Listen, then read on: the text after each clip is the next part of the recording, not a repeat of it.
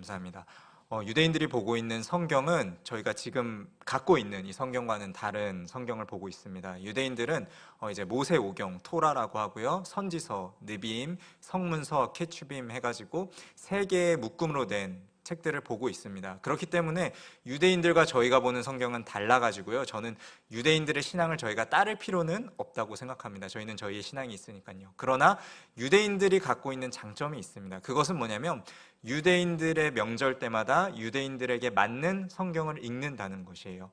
명절 때마다 그 주어진 성경을 읽으면서 묵상하는 것이 유대인들이 갖고 있는 장점이라고 생각하는데요. 명절에 맞게 오늘 말씀을 제가 조금 준비를 했습니다. 이번 주에 뭐가 있는지 혹시 아십니까? 네, 추석 명절이 있습니다. 이번 주는 역대급 연휴라고 합니다.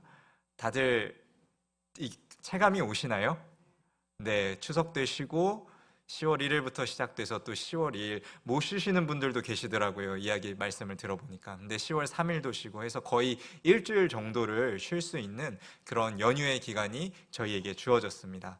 그래서 저는 이 연휴 때 저희가 어떤 신앙으로 살아야 할지, 어떻게 보내야 할지를 조금 오늘 우리 성도님들과 함께 나누고 싶은데요. 먼저 그 전에 중요한 것이 있는데 뭐냐면 바로 명절 인사입니다. 우리 같이 옆 사람들에게 한번 인사해 볼까요? 이번 연휴 잘 보내십시오. 이번 추석 잘 보내십시오. 라고 인사했으면 좋겠습니다. 네, 연휴 잘 보내십시오. 네, 명절 잘 보내십시오. 오늘 제목이 혹시 뭔지 아시는 분 계실까요? 설교 제목이? 네, 맞습니다. 명절 잘 보내세요입니다. 설교의 결론을 벌써 말씀을 드리면 이 제목에는 두 가지 의미가 있습니다. 먼저 첫 번째는 명절 잘 보내시라는 제가 우리 성도님들께 올려드리는 인사입니다. 그리고 두 번째는 우리 성도님들이 과연 명절을 어떻게 사셨으면 좋겠는지, 어떠한 마음을 갖고 어떠한 예배의 마음을 갖고 이 명절을 잘 보내셨으면 좋겠는지, 부족하지만 제가 우리 성도님들께 사랑하는 마음으로 드리는 권면이자 축복의 말씀으로 이 말씀을 좀 준비해 봤습니다. 오늘 저희가 함께 읽은 본문은 시편 120편과 시편 121편입니다. 사실 이 두 편이 아니라 저는 15편의 시편을 다 읽고 싶었어요. 왜냐하면 이 시편 120편과 121편 처음에 1절보다도 더 위에 있는 표제라는 게 있는데 거기에 보면 뭐라고 적혀 있는지 혹시 아실까요?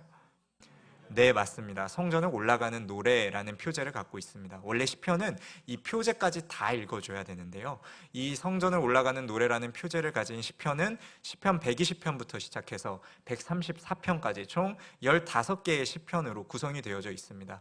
이 시편이 15개의 시편으로 이루어져 있는 이유가 있는데요, 두 가지 이유입니다. 먼저 첫 번째는 성전을 올라가는 노래, 헤롯 성전에는 당시에 여인의 뜰에서 이스라엘의 뜰로 가는 15개의 계단이 있었다고 합니다. 그래서 한 계단을 밟을 때마다 시편 한 편씩을 낭독하면서 올라갔다고 해요. 이게 틀린 말은 아니지만 저는 이 부분보다도 오늘 다른 부분에 조금 초점을 맞춰서 말씀을 나누고 싶습니다. 혹시 강원도나 파주, 일산 이쪽에 사시는 분들이 계실까요? 손을 안 들으셔도 됩니다. 마음으로만 이렇게 드시고요. 거기가 서울보다 위에 있나요? 아래에 있나요? 위에 있지 않습니까? 근데 서울로 갈 때 뭐라고 하시면서 말씀하세요? 서울로 올라간다. 근데 지역의 위치는 어디에 있나요? 위에 있죠. 저는 어렸을 때 이게 너무 헷갈리는 거예요. 올라간다라고 얘기를 하는데 지역의 위치는 어디에 있어요? 위에 있는 거예요. 왜 그런 걸까 하고 봤더니 크고 나서 서울이 수도기도 하고 거기로 가장 사람들이 많이 모이고 워낙 옛날엔 큰 곳이었고 수도였으니까 그렇다고 하더라고요. 그런데 예루살렘도 똑같습니다. 이스라엘도 저희랑 똑같아요. 예루살렘이 분명히 갈릴리보다 아래에 있거든요. 근데 갈릴리에서 예루살렘으로 갈 때 성경에서 복음서에서 예수님을 표현하기를 예수님께서 갈릴리에서 예루살렘으로 어떻게 하신다고 나와 있죠? 올라가실세, 이런 표현들이 있습니다. 이처럼 예루살렘으로 갈 때에는 항상 올라간다라는 표현을 씁니다. 이처럼 성전을 올라가는 노래에도 저는 두 번째 관점인 이 관점을 보고 싶은데요, 그것은 뭐냐면 성전을 올라가는 것, 즉 예루살렘을 향하여 가는 그 길을 이야기하고 싶은 것이에요. 시편 120편부터 시편 134편은 계단을 올라가면서 불렀을 수도 있지만 어느 지역인지는 몰라요. 그러나 예루살렘을 향해 가는 그 길을 걸어가면서 예루살렘 성전을 사모하는 사람이 불렀던 노래가 바로 이 성전을 올라가는 노래라고 오늘 여러분들께 소개하고 싶습니다. 도대체 왜 이런 필요가 있을까? 왜 이렇게 올라가면서까지 먼 길에서 예루살렘을 가면서까지 성전을 올라가는 노래를 부르면서 성전을 향해 올라갈 필요가 있을까? 그 이유는 출애굽기 23장 14절부터 16절에 하신 그 말씀 때문이요. 이 말씀을 잠깐 제가 요약해서 말씀드리면 유대인들에게는 명절이 있다고 제가 아까 말씀드렸죠. 유월절, 칠칠절, 초막절 이 세 개의 큰 명절이 있습니다. 그 명절 때마다 올라가서 성전을 향해서 이 절기를 지켜라 라는 하나님의 명령 때문인 것이에요. 즉 이러한 절기를 지키기 위해서 유대인들은 명절 때만 되면, 절기 때만 되면 예루살렘으로 올라가는 것이죠. 그래서 저는 이러한 관점으로 오늘 시편 120편과 121편을 함께 보고자 합니다. 먼저 시편 120편입니다. 성경이 있으신 분들은 성경을 보시면서 같이 따라와 주시면 감사하겠는데요. 120편의 저자가 지금 어떠한 상황에 놓여 있는지를 좀 보고 싶습니다. 먼저 1절에 이렇게 이야기하고 있어요. 내가 환난 중에 여호와께 뭐 하고 있어요? 부르짖었어요. 그런데 하나님께서 어떻게 하셨어요? 응답하셨다고 이야기하고 있습니다. 하나님께서 내게 응답하셨으면 문제가 해결돼야 되나요? 해결되지 않은 채로 있어야 되나요? 해결이 돼야 되죠. 하나님께서 응답하셨으니까. 그러나 저자의 상황은 해결됨이 보이지 않아요. 본문 어디를 봐도 이 문제가 해결되었다, 이 문제가 해소되었다, 이 문제가 사라졌다라고 이야기하고 있지 않습니다. 하나님이 내게 응답하셨음에도 불구하고 그 문제는 아직 내 안에 남아있는 것이 저자의 상황이에요. 더 나아가서 2절을 한번 볼까요? 여호와여 무엇이요? 거짓된 입술, 속이는 혀에서 내 생명을 건져달라고 이야기하고 있습니다. 이것을 표준세번역으로 옮기면 사기꾼, 기만자들 가운데서 나를 건져달라는 요청입니다. 그러니까 저자의 상황은 지금 아직 문제가 해결되지 않았어요. 그리고 그 비방하는 혀와 입술 가운데 저자는 놓여져 있는 것입니다. 여기에서 공통된 부분이 있죠. 혀와 입술, 무엇이죠? 말에 관한 것입니다. 이 말에 관한 것이 중요한 이유가 있는데요. 그것은 뭐냐면 시편 34편에 보면은 여호와를 경외하는 것이 어디에 있다고 하는 줄 아세요? 말과 혀를 금하는 것에 있다고 나와 있어요. 그러니까 말과 혀와 입술을 함부로 하는, 그러니까 말을 함부로 하는 사람은 무엇하지 않는 사람이에요? 여호와를 경외하지 않는 사람이라는 것을 시편 34편을 통해서 알 수 있다는 것이죠. 그러니까 지금 저자의 상황은 무엇인가요? 문제가 해결되지 않은 상황인 것이에요. 저자의 주변에는 누가 있나요? 여호와를 경외하지 않는 사람들이 있는 것입니다. 더 나아가서 말씀 볼까요? 5절 말씀입니다. 지금 어디에 있다고 저자는 이야기하고 있나요? 메색 그리고 게달의 장막이라고 이야기하고 있습니다. 이 지역은 사실 사람의 이름을 딴 지역입니다. 메색은 이제 그 성경에서 말하는 아시리아를 이제 북이스라엘보다 위에 있지 않습니까? 거기보다도 더 위에 있는, 지금으로 치면은 조지아, 아제르바이잔 이쪽에 있는 지역을 의미해요. 그리고 반대로 게달은 이 남방 쪽이요, 아라비아 쪽에 있는 것이 이 게달의 장막입니다. 그러니까 지금 저자의 상황은 메색과 게달의 장막에 있는데, 그렇다면 이것은 무슨 말이에요? 성전과 가깝나요? 멀리 떨어져 있나요? 멀리 떨어져 있다라는 것을 의미하죠. 그런데 이것은 지리적인 말뿐만 아니라 비유적인 위치로도 해석이 됩니다. 제가 아까도 말씀드렸죠. 메색이 어디라고요? 저 위쪽이요. 게달의 장막은 저 아래쪽. 이방 땅인가요? 하나님이 약속하신 땅인가요? 그러니까는 이방 땅에는 누가 있죠? 하나님을 경외하지 않는 자들이 있는 것이죠. 저자의 상황을 조금 종합해 볼까요? 저자는 지금 문제를 하나님께 말씀드렸고 그것이 응답받았지만 아직 해결이 되지 않았습니다. 그리고 저자의 주변에는 누가 있죠? 그 속이는 혀와 거짓된 입술을 가진 사람들이 나를 공격하고 있어요. 비방하고 있어요. 하나님을 경외하지 않는 자들이 나를 향해 쏘아붙이고 있어요. 그렇다고 내가 지금 어디에 있는지 돌아본다면 나는 지금 아직 그 하나님의 성전으로 가고 있지만 아직 거기에 도달하지 못한 것이에요. 그 위쪽에 메색과 그 아래쪽에 게달의 장막에 내가 거닐면서 아직도 내가 성전을 향해 바라보고 있지만 내 위치는, 내 환경은 아직도 이방 땅에 머무르고 있는 것이에요. 아직도 내 옆에, 내 주위에는 환난과 어려움이 아직도 있다라는 것입니다. 그런데 이 저자의 상황 어디서 많이 본 상황 아닐까요? 지금 우리의 상황 아닐까요? 우리는 하나님 잘 믿고 싶죠. 우리의 입술과 우리의 행동과 우리의 생각과 뜻과 힘과 목숨이 온전히 하나님께 향하기를 원하지만 내 주변은 정작 사회로 나가다 보면은 얼마나 하나님을 비아냥거리고 조롱하고 믿는 자들을 공격하고 이러한 손가락질과 혀와 입술들이 우리 가운데 많은지 모릅니다. 신앙생활 잘하고 싶죠. 누가 신앙생활 못하고 싶습니까? 그러나 내 주변에는요, 그걸 그렇게 호락호락하게 두지 않는다라는 것이에요.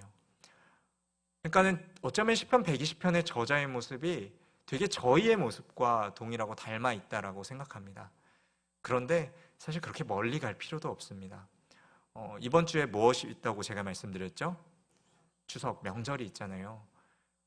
비록 명절 가운데 가족과 화목하게 보내시는 분들이 많으시다는 것을 알고 있고 그분들 정말 축복하고 잘하시고 계시다고 말씀드리고 싶습니다. 그런데요, 아직까지도 명절 가운데 그 싸움을 싸워 나가시는 분들이 계세요. 제사를 드리지 않으려고 나 혼자 버티는 그 힘든 싸움. 그러니까 명절 때만 가족끼리 있으면 정말 화목하면 좋은데 그 가족끼리만 모이면은 그 좀 터질 것 같은 그런 어떤 불안감이 있는 분들이, 그런 걸 갖고 계신 분들이 아직 계세요. 다 그렇다는 말씀이 아니라요. 그런 상황이 시편 120편의 상황이라는 것입니다. 참 안타까워요. 하나님 잘 믿고 싶고 하나님 잘 섬기고 싶은데 내 주변 상황이 그러지 못하여서 아직도 나는 그 싸움을 홀로 외롭게 싸워 나가야 한다는 그 사실이 너무 안타까운 것이에요. 그런데 우리가 더 나아가서 보자고요. 그 저자의 움직임, 그러니까 그 저자가 포기하고 있나요 지금? 아니요, 그렇지 않아요. 저자는 계속해서 힘써 싸워 나가고 그 믿음을 지키려고 이겨내고 있는 것이에요. 어떻게 그것을 알 수 있을까요? 어떻게 그것을 포기하고 있지 않은 것을 승리할 수 있음을 알 수 있을까요? 그 답이 바로 시편 121편 처음에 나와 있습니다. 저희 한번 121편 1절 같이 읽어볼까요? 시작. 내가 산을 향하여 눈을 들리라. 저자의 시선은 어디에 있나요? 어디로 향해 눈을 돌린다 하죠? 산이라고 나와 있습니다. 이 당시의 산은 우리가 아는 용왕산이 아니에요. 산에는 누가 있는 줄 아세요? 신이 있다고 생각하는 게 이 당시 고대 근동의 개념입니다. 그러니까 산에는 누가 있나요? 산에는 하나님이 계신 거죠. 저자는 시선을 어디로 돌리나요? 산을 향하여, 그 산을 향하여 그 시선을 올려드리는 것이에요. 왜요? 내 주변에는 뭐가 보여요? 하나님을 비방하는 자들, 하나님을 조롱하는 자들, 나를 공격하는 자들, 나를 어렵게 하는 환경들, 그거 보면은 못 나아갑니다. 우리 발을 못 대요. 그런데 무엇으로 나의 시선을 돌리나요? 나의 그 산으로, 하나님이 계신 그 산으로 나의 시선을 돌리는 것입니다. 도대체 왜요? 2절에 그 말씀에 답이 나와 있죠. 2절 말씀 같이 한번 읽어볼까요? 시작. 그러니까 나의 도움이 어디에 있는지, 어디로부터 시작되는지 저자는 이것을 알고 있는 것이에요. 사람이, 돈이, 힘이, 능력이 나에게 이 문제를 해결할 수 있지 않다는 것을 알기 때문에, 오직 어떤 분이요? 하나님만이, 오직 그 여호와 하나님만이 나의 문제를 해결할 수 있다는 것을 저자는 알았기 때문에 그 산을 향해 눈을 돌리고 거기에서만이 나의 도움이 온다라는 것을 오늘 저자는 고백하고 있는 것입니다. 저는 이 믿음 갖고 싶어요.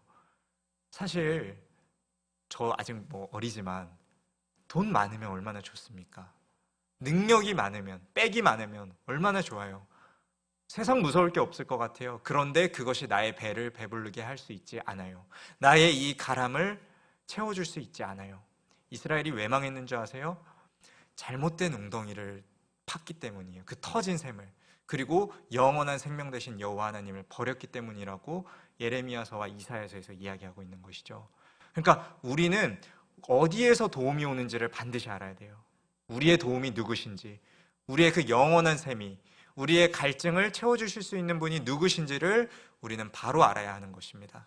이 121편의 저자는 그것을 바로 알고 그 시선을 누구에게로요? 하나님께로, 여호와께로 돌렸기 때문에 어디로 피할 수 있는지 한번 볼까요? 5절 말씀입니다. 같이 읽어볼까요? 5절 말씀 시작. 여호와는 내 오른쪽에서 뭐가 되신다고요?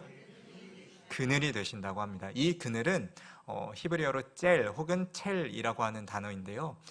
두 가지 뜻이 있습니다. 먼저는 헛됨, 그림자, 허무함입니다. 맞죠? 그림자는 실체인가요?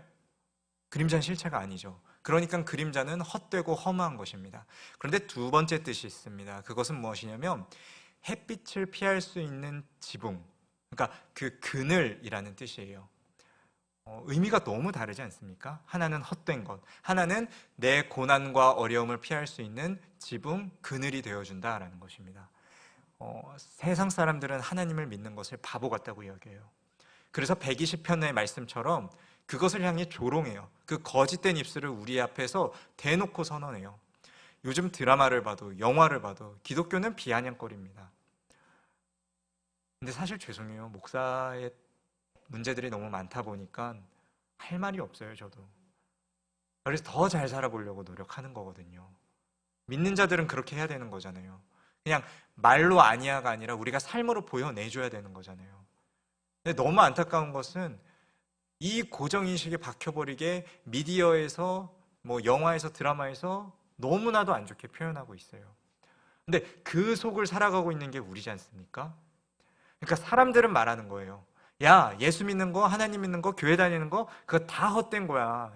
예수가 어딨어. 비아냥거리며 그 조롱하며. 근데 그 속에서 우리는 그러한 것을 듣는 것이 아니라 두 번째 뜻, 첼의 이 첼의 두 번째 뜻으로 가고 싶은 거예요. 환난이 온다면, 어려움이 온다면 어디를 바라봐야 돼요? 하나님을 바라봐야 되는 것이에요. 그리고 그 하나님이 우리 곁에 주시는 그늘로 피하고 싶은 것입니다. 이 그늘을 보고 누군가는 야, 그거 헛된 거야, 잘못된 거야 비아냥거리지만 하나님을 믿는 여호와의 그 권능을 믿는 우리는 그 그늘로 피하는 것이에요. 그러면 그 어떻게 돼요? 그 문제가 아무리 강렬한 햇빛이라도 아무리 그 우리를 어지럽게 하는 달빛이라도 우리가 그 그늘 안에서 보호함을 받을 수 있다라는 것이죠. 그래서 이 그늘을 기억하셨으면 좋겠습니다. 누군가에게는 이 그늘이 의미 없는 것이라 하겠지만 믿는 우리에게는 이 그늘이 무엇이 돼요? 어려움을 피할 수 있는 안식처, 산성, 바위, 힘, 그늘이 될 수 있다라는 것입니다. 재미있는 표현이 있습니다. 여호와의 그늘에 피하는 자는 무엇을 피할 수 있어요? 낮에 해를 피할 수 있죠. 제가 감사하게도 교회 지원과 성도님들께서 지원해 주신 덕분에 이스라엘을 갔다 왔습니다. 제가 수요 예배 때도 한번 말씀을 드린 적이 있는데요. 제가 겨울에 갔다 왔거든요. 근데 너무 더운 거예요, 이스라엘이. 정말 이 햇빛만 들어오면은 너무 덥고 막 다 탈 것 같고 너무나도 무더운데 어디에만 들어가면요? 그늘에만 들어가면은 이렇게 시원할 수가 없어요. 그래서 어떻게든 막 그 나무 그늘 아래서 막 비집고 들어가면서 앉았었던 기억이 나요. 제가 그래서 요나의 마음을 좀 알겠더라고요. 불평할 만했구나. 사실 뭐 불평하면 안 되지만요. 어쨌든 이 해가 얼마나 강렬한지 알아요. 그래서 어디에 피하는 거예요? 그늘로 피하는 거예요. 근데 참 신기한 게 있어요. 해는 그렇다 쳐요. 밤의 달은 무슨 의미가 있을까요? 저는 어렸을 때부터 이게 너무 궁금했습니다. 도대체 낮의 해는 뭐 우리를 뜨겁게 할 수 있고 우리를 타게 할 수 있고 덥게 할 수 있는데 밤의 달은요? 막 말씀들을 해주셔서 너무 감사한데요. 제가 준비한 말씀을 조금 말씀드리면요. 혹시 뭐야 목사가 왜 이런 얘기에 생각하지 마시고요. 귀신이 가장 강한 때가 언제죠? 그냥 밤이 아니에요. 장로님 언제요? 맞습니다. 달이 가장 가득 찼을 때. 이 얘기가 왜 나오는지 아세요? 이 당시 옛날 사람들의 생각이 그랬기 때문이에요. 늑대 인간은 언제 나오죠? 달이 떴을 때. 제가 신기한 거 알려드릴게요. 정신병자라는 영어의 뜻이 루나틱입니다. 루나가 달이거든요. 틱이 질병입니다. 정신병은 어디에서부터 유래한 것이에요? 달에서부터 영향을 받았다고 옛날 사람들은 생각한 것이에요. 뭐 이게 과학적으로 근거가 뭐 있는지 없는지는 전 잘 모르겠습니다. 그런데 없는 것 같아요. 그런데 옛날 사람들은 이렇게 생각했다라고 생각하시고 121편을 보셔야 되는 것이에요. 그러니까 무슨 말이에요? 낮의 해도 밤의 달도 무슨 뜻입니까? 우리의 육신도 우리의 정신도 하나님께서 뭐 하고 계시다는 거예요? 지키시고 보호하신다라는 것이에요. 근데 모두가 아니에요. 어떤 사람에게요? 그 그늘에 피하고 있는 자에게요. 그러니까는 그 어려움과 위기의 상황과 환란의 상황 가운데 우리는 뭐 해야 되는 것이에요? 하나님께로 자꾸 피해야 되는 것입니다. 이것을 좀 기억하시면서 나아가셨으면 좋겠습니다. 조건은 뭐예요? 그늘에 있는 조건, 하나님 옆에 붙어 있으면 되는 겁니다. 그럼 하나님께서 우리의 그늘 되어 주실 겁니다. 이것을 좀 기억하셨으면 좋겠어요. 어쩌면 저자는 지금 그 뜨거운 광야를 건너고 있을 수 있어요. 그리고 밤이 되면 그 달빛이 내리쬐고 그 외로운 밤을 견뎌낼 수도 있을 겁니다. 그런데 저자의 시선은 어디에 있죠? 성전, 그 산을 향해 있는 것이에요. 우리의 어려움과 우리의 환란이 찾아온다 할지라도 우리의 시선을 성전에 두셨으면 좋겠습니다. 왠지 아세요? 첫 번째, 하나님의 명령 때문입니다. 아까 말씀드렸죠? 출애굽기 23장 14절에서 16절 그 말씀이요. 너는 나의 절기를 지켜라. 그 예배를 사모하는 마음으로 나아가셨으면 좋겠고요. 두 번째, 시편에서 바라본다라는 개념은 원하다라는 개념을 갖고 있습니다. 예배를 원하셨으면 좋겠어요. 사실 감사한 것은 얼마나 힘든 자리세요. 아침부터 우리 성가대원분들 나오셔서 봉사하시고 우리 장로님들 일찍 나오시고 우리 권사님들, 집사님들 또 주방 봉사하시고 지금 자리에 앉아 계신 거잖아요. 얼마나 피곤하시고 힘드신데 이 자리에 나오신 이유가 뭐예요? 단 하나 아니에요? 예배 사모하는 마음. 그 예배를 원하고 바라고 사모하는 마음 때문에 나오신 것 아니십니까? 이 마음을 지키셨으면 좋겠습니다.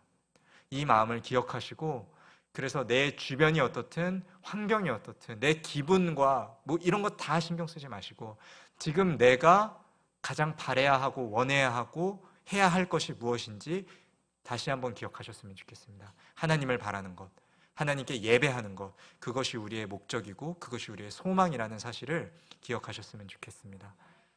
저자의 상황으로 조금 다시 돌아가 볼까요? 내게 어려움이 있어요. 하나님이 응답하셨지만 아직도 어려움이 있어요. 내 주변은 그 비아냥거림과 거짓된 입술과 속이는 혀가 가득합니다. 아직 나는 성전에 도착하지 못했어요. 이방 땅에서 하나님을 경외하지 않는 자들과 함께 있어요. 그러나 우리는 무엇 해야 한다고요? 하나님께 예배하는 마음으로 우리의 시선을 돌릴 때 뭐도 같이 돌아가는 줄 아세요? 발걸음도 돌아갑니다. 그 발걸음을 다시 하나님께로 성전으로 한 발짝 한 발짝 뛰시면서 나아가셨으면 좋겠습니다. 제가 명절 때 어떻게 보내셨으면 하는지에 대해서 말씀드린다고 앞에 말씀드렸잖아요. 예배를 기억하셨으면 좋겠어요. 비록 다음 주 이제 추석 명절이 되면 우리가 뿔뿔이 흩어지지 않습니까? 예배를 나오시는 분들도 계시지만 가정으로 또 친정으로 시댁으로 가시는 분들이 많이 계실 텐데요. 그때 우리가 기억해야 할 것은 몸은 우리가 떨어지고 흩어져 있지만 우리의 시선과 마음은 어디로 향해야 합니까? 성전, 하나님이 계신 곳, 그 예배로 우리의 시선과 마음을 돌리셨으면 좋겠습니다. 너무 잘해주고 계신 것 알아요. 거기 가셔서도 예배하시고 열심히 하나님께 예배하실 것을 알아요. 계속해서 예배해 주셨으면 좋겠습니다. 그런 분들은. 그리고 제가 아까 말씀드렸듯이 그 외롭고 홀로 싸움을 싸워내시는 분들이 계세요.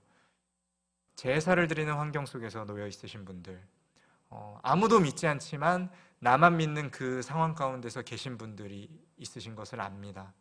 그런 분들에게는 선하신 하나님께서 여러분을 그늘로서 지키시고 계시다는 사실을 기억하시면서 포기하지 마시고 그 예배의 자리로 계속해서 나아가셨으면 좋겠습니다. 선하신 하나님이 착한 일을 시작하셨기 때문에 그 일을 반드시 이루어내실 줄을 믿습니다. 이것을 기억하면서 우리 한 번 더 인사해 볼까요? 명절 잘 보내십시오. 추석 잘 보내십시오. 네, 한 번 더 인사해 볼까요? 명절 잘 보내세요. 여기서 잘 보내라는 것은 어떻게 보내는 것이죠? 하나님께 예배하고 우리의 시선을 두라는 것입니다. 한 번 더 같이 인사해 볼까요? 명절 잘 보내세요. 네, 사랑하는 성도님들, 명절 잘 보내십시오. 그리고 주님 안에서 정말 명절 잘 보내시길 바랍니다. 어디에 있든 무엇을 하든 누구와 있든 우리의 마음은, 우리의 시선은 항상 그 하나님을 향해서 예배하는 자로서, 성전을 올라가는 자로서, 그 말씀에 순종하는 자로서 바로 서시길 간절히 축복하고 사랑하는 마음으로 권면하겠습니다. 기도하겠습니다. 사랑이 많으신 하나님 아버지, 감사합니다. 우리의 상황이 예배할 수 없는 곳에 있다 할지라도 우리가 예배하게 하여 주시옵소서. 왜냐하면 우리는 상황 때문에, 환경 때문에, 주변 사람 때문에 예배하는 자가 아니라 하나님을 사랑하는 자로서, 하나님의 말씀을 순종하는 자로서, 하나님께 예배하는 자로서 우리가 예배하고 싶기 때문입니다. 하나님, 우리가 무엇보다 하나님을 바라게 하여 주시옵소서. 우리가 하나님을 바라보게 하여 주시옵고, 그때에 우리 가운데 있는 모든 문제들 가운데 우리가 그 하나님의 그늘로, 하나님의 그 날개 그늘 가운데 피할 수 있는 자가 되게 하여 주시옵소서. 분명히 하나님께서 말씀하시기로는 시온의 대로가 그 마음속에 있는 자는 복이 있다 하셨는데, 우리 가운데 하나님을 향한, 성전을 향한 그 대로가 있음을 고백하며 나아갑니다. 그런 우리 가운데 복 주시고 명절도 잘 보내게 하여 주셔서 다시 모이는 이 시간까지 하나님 지키시고 보호하여 주시고 승리케 하여 주시옵고 인도하여 주시옵소서. 언제나 사랑이 많으신 예수님의 이름으로 감사하며 기도드립니다. 아멘.